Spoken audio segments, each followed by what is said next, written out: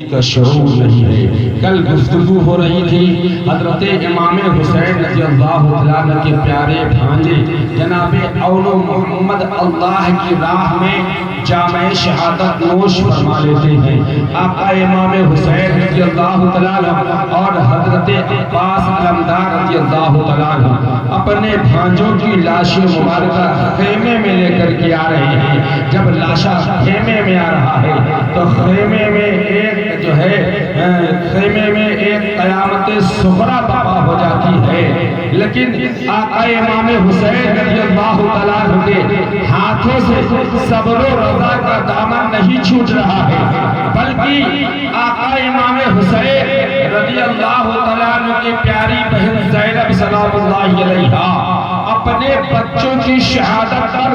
گریہ و زاری میں مبتلا نہیں ہیں، اپنے بچوں کی شہادت پر نوحہ خوانی نہیں کر رہی ہیں، بلکہ حضرت زینب اپنے بچے اول محمد کی شہادت پر اللہ رب العزت کا شکر ادا کر رہی ہیں۔ اے مالک و مولا، تو نے ہمارے بچوں کی قربانی قبول فرمائی۔ اے مالک و مولا، تو نے ہمارے بچوں کی قربانی قبول فرمائی۔ اب اس کے بعد خاندان اہل بیت میں چند افراد رہ جاتے ہیں۔ حضرت عباس علمدار رضی اللہ عنہ بھی ہیں، آقا امام حسین رضی اللہ عنہ ہیں، حضرت قاسم بھی موجود ہیں، حضرت علی اکبر بھی موجود ہیں، حضرت علی اصغر بھی موجود ہیں، حضرت بیمار زین العابدین بھی موجود ہیں۔ مردوں میں صرف اتنے ہی حضرات باقی رہ جاتے ہیں۔ حضرت عباس علمدار رضی اللہ عنہ خیمے کے اندر تشریف لا رہے ہیں۔ حضرت سکینہ سلام اللہ علیہا اپنے چچا حضرت عباس علمدار رضی اللہ عنہ کے پائے اطہر کو تھام کر عرض کرتی ہیں، اے میرے چچا، کیا اب ہمیں میدان کربلا میں پینے کے لیے پانی نہیں ملے گا؟ اے چچا، ہمارے بھائی علی اصغر کو دیکھو، پیاس کی وجہ سے اس کا حلق سوکھ کر کاٹا ہو چکا ہے۔ اے چچا، کہیں سے پانی کی دو بوند لا دیجئے، کم سے کم ہم نہ سہی ہمارے بھائی معصوم علی اصغر کی پیاس تو ختم ہو جائے گی۔ حضرت عباس علمدار رضی اللہ عنہ سے اپنی پیاری بھتیجی حضرت سکینہ سلام اللہ علیہا کی فریاد جو ہے، فریاد ٹھکرائی نہیں جاتی، بلکہ حضرت عباس علمدار حضرت سکینہ سلام اللہ علیہا کی فریاد پر لبیک کہتے ہوئے پانی کا مشکیزہ اٹھاتے ہیں اور دریائے فرات کی طرف جانے کا ارادہ کرتے ہیں۔ آقا امام حسین رضی اللہ عنہ فرما رہے ہیں، اے بھائی عباس، آپ کہاں جا رہے ہو؟ اے میرے عباس، اب تم کہاں جا رہے ہو؟ حضرت عباس رضی اللہ عنہ عرض کرتے ہیں، بھائی حسین، ہم سے اپنی بھتیجی سکینہ کی پیاس دیکھی نہیں جا رہی ہے، علی اصغر کے سوکھے ہوئے ہونٹ دیکھے نہیں جا رہے ہیں۔ اے بھائی امام حسین، اب ہم جا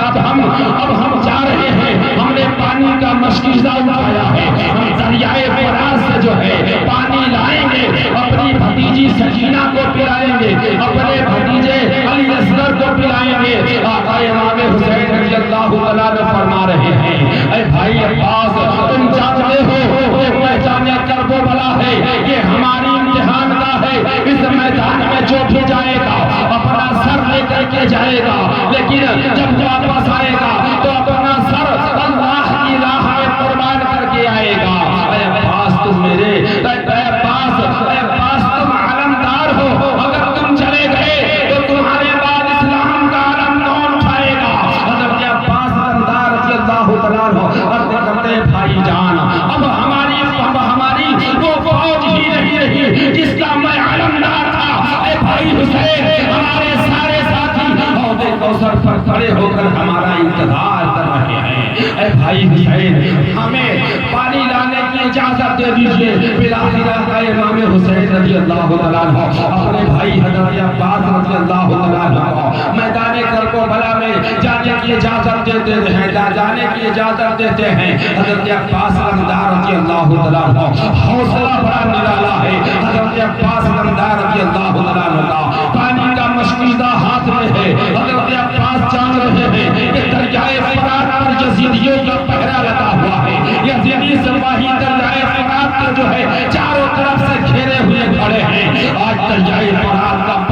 جو ہے اور دریائے فرات کا پانی سارے دن سے خوب سرعت کے ساتھ پی رہے ہیں، دریائے فرات کا پانی درندوں پرند پی رہے ہیں، لیکن اہل بیت اطہار کے لیے دریائے فرات کے پانی پر پہرا لگا دیا گیا۔ وہ کوفی یہ سمجھ رہے تھے کہ ہم حسینی خیمے میں پانی کے ایک بوند نہیں جانے دیں گے تو حسین ابن علی مجبور ہو جائیں گے، حسین ابن علی یزید کی بیعت کرنے کے لیے مجبور ہو جائیں گے۔ لیکن ان کوفیوں کو یہ معلوم نہیں تھا کہ حسین ابن علی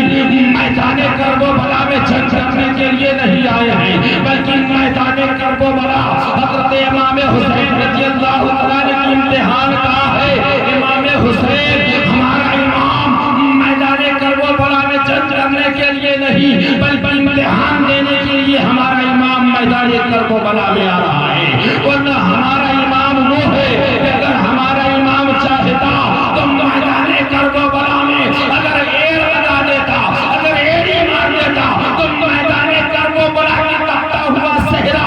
میدان کربلا کی سرخ مٹی،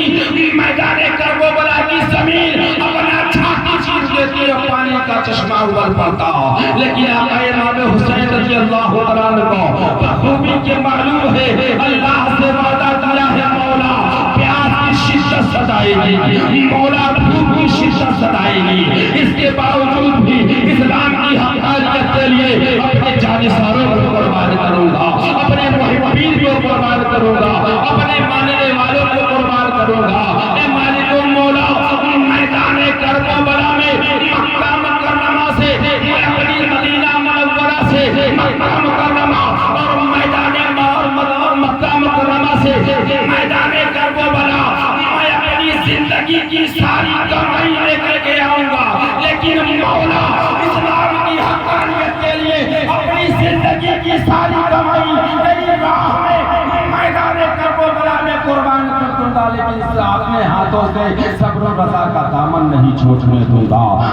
وہ آقا ہے ہمارے امام حسین رضی اللہ تعالیٰ عنہ۔ پھر آخر حضرت عباس علمدار رضی اللہ تعالیٰ عنہ پانی کا مشکیزہ اٹھا رہے ہیں۔ عمر بن سعد دیکھ رہا ہے کہ عباس کے ہاتھ میں پانی کا مشکیزہ ہے۔ حضرت عباس پانی کا مشکیزہ اٹھا رہے ہیں، اپنے گھوڑے پر سوار ہو رہے ہیں، گھوڑے کو یر لگا رہے ہیں اور گھوڑے کو دریائے فرات کی طرف دوڑا رہے ہیں۔ گھوڑا دریائے فرات کی طرف دوڑتا ہوا جا رہا ہے، ادھر یزیدی سپاہی راستہ روکنے کے لیے کھڑے ہیں، لیکن آج یہ کچھارے محمدی کا شیر نر حضرت امام حسین رضی اللہ عنہ کا یہ بھائی حضرت عباس علمدار رضی اللہ عنہ دریائے فرات کے کنارے وہ سارے سپاہی جو پہرا لگائے ہوئے کھڑے تھے، حضرت عباس سب کو تحیت کرتے ہوئے جا رہے ہیں،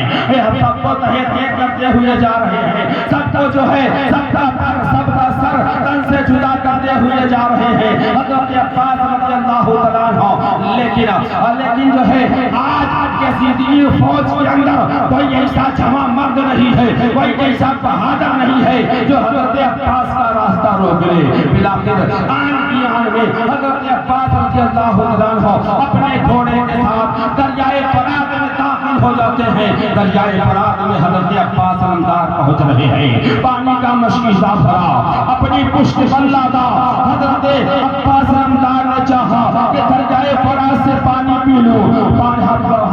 دریائے فرات سے پانی پی لو، چلو میں پانی بھرتے ہیں اور جیسے ہی پینا چاہتے ہیں تو پانی میں حضرت عباس علمدار رضی اللہ عنہ کو حضرت سکینہ کی صورت نظر آتی ہے، حضرت علی اصغر کے سوچے ہوئے ہونٹ نظر آتے ہیں اور سوال کرتے ہیں چچا ہم نے آپ سے پانی مانگا ہے، اے چچا پہلے ہمیں پانی پلانا چاہیے۔ حضرت عباس علمدار رضی اللہ عنہ جیسے ہی پانی میں حضرت سکینہ کی جو ہے حضرت سکینہ کی تصویر نظر آتی ہے، حضرت عباس علمدار رضی اللہ عنہ پانی کو دریائے فرات میں جو ہے پھر پھینک دیتے ہیں۔ دنیا کہہ رہی ہے حضرت عباس کے ہاتھوں میں پانی تھا، لیکن حضرت عباس پانی کے لیے ترس گئے، لیکن عشق اہل سنت والجماعت کا عشق اور محبت کہتا ہے کہ حضرت عباس پانی کے لیے نہیں ترسے بلکہ دریائے فرات کا ایک ایک قطرہ حضرت عباس علمدار کے لبوں سے لگنے کے لیے تڑپ گیا، اور صرف حضرت عباس علمدار رضی اللہ عنہ کے لبوں سے نہیں بلکہ حضرت عباس جس سواری پر سوار ہیں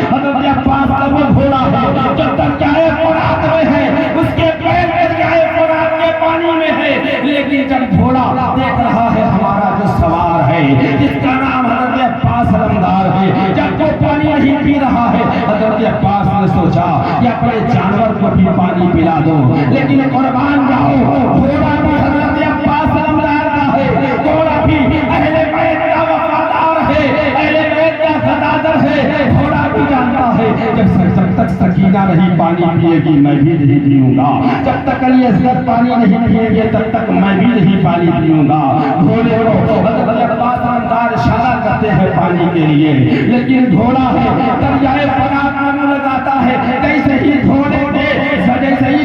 کے لب کو دریائے فرات کی تراوٹ محسوس ہوئی، گھوڑا فوراً اپنے منہ کو ہٹاتا ہے اور اپنی زبان میں حضرت عباس سے کہتا ہے، اے عباس اگر تم اہل بیت کے وفادار ہو، حسین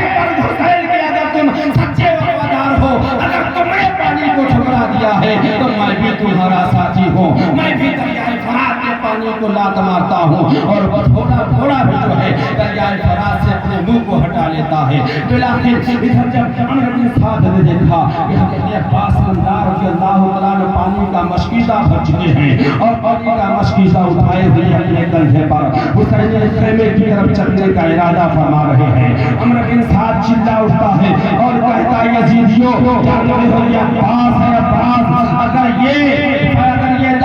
پانی کا مشکیزہ لے کر اگر حسینی خیمے میں پہنچ جائے گا، اگر حسینی خیمے میں پانی کی اگر بوند پہنچ جائے گی تو سن لو یزیدیو، اگر حسین کے تمام جانسار قربان ہو چکے ہیں، اگر مسلم بن عقیل کے بھائی قربان ہو چکے ہیں، حسین کے بھانجے قربان ہو چکے ہیں، لیکن ابھی اہل بیت کے جو ہے اہل بیت کے افراد میں ابھی ایسے مجاہد موجود ہیں جن کو قاسم و علی اکبر کہا جاتا ہے، اگر ان کو پانی مل گیا اور انہوں نے پانی پی لیا تو آج جو ہے کثیریت صفحے ہستی سے میدان کرب و بلا